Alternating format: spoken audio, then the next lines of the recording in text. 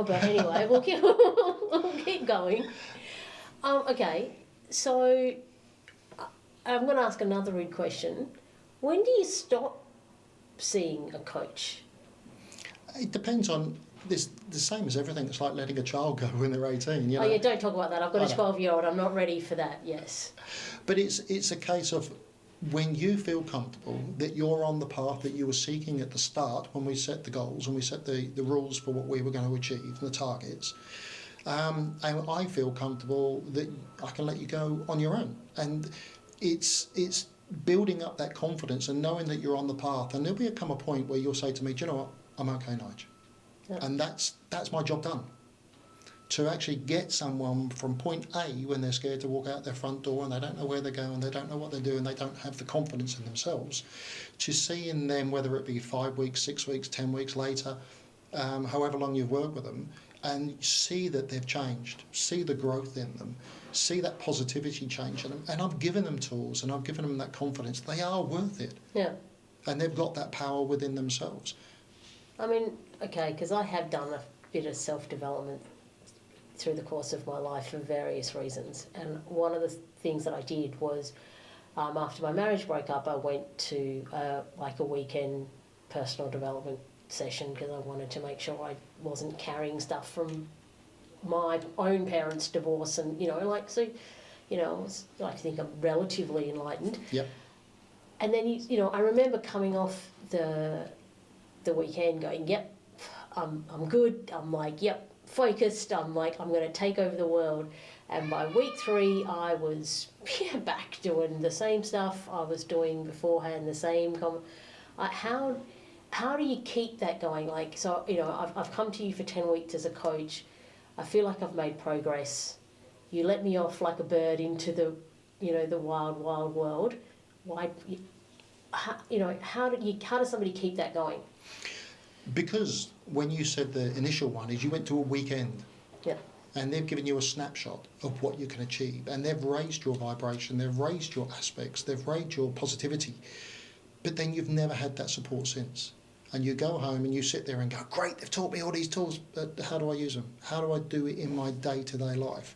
How do I now implement them? And that's the difference of having weekly appointments, 2 weekly appointments, whatever the client needs, to actually see their transition, be there for them. It won't just be an hour's appointment. I'll be available on the other end of the phone. I'll be available by text to support them when they have those self-doubts. And you, as you just said, you've got those doubts a couple of days later.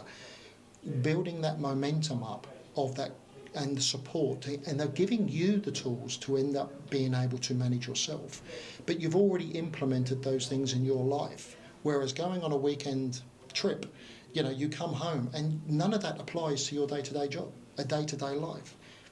The difference of working with a coach who's seeing you week in, week out is it is real, on time, and relevant to how you are living on a day-to-day basis. Okay, that actually makes a lot of sense. Now, I'm going to ask a question based here on our current circumstances. So we've got a lot of people that are now stuck at home. What are some of the things that or give me 3 things that you would suggest that somebody who's stuck at home, going slightly loopy, could be doing to help them change their mindset right now? Put me on the spot, why don't you? That's what I'm here for. I know. First of all, it's structure. You need to create some structure at home, otherwise you get up and days drift.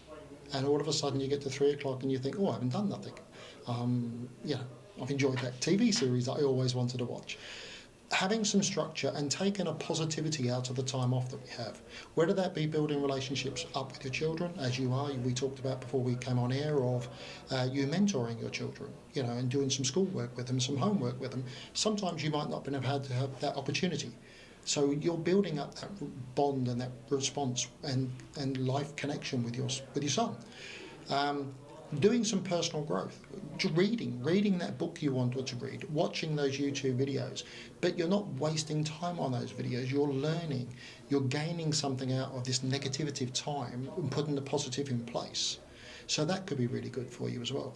And how many of us never have time to do any exercise, never do that walk, Never do that DVD video, the 15 of them you've bought from different people all those years.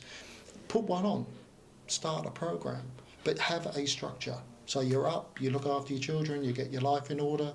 The next thing is, right, I'm going to go online and I'm going to do this course. I'm going to sit here and this an hour is for me. Could be 10 minutes if you learn something valuable within that 10 minutes. I really feel like your military training is coming in here, and that's definitely something that somebody who does hire you is going to be able to tap into. Is that correct? Yeah, very much.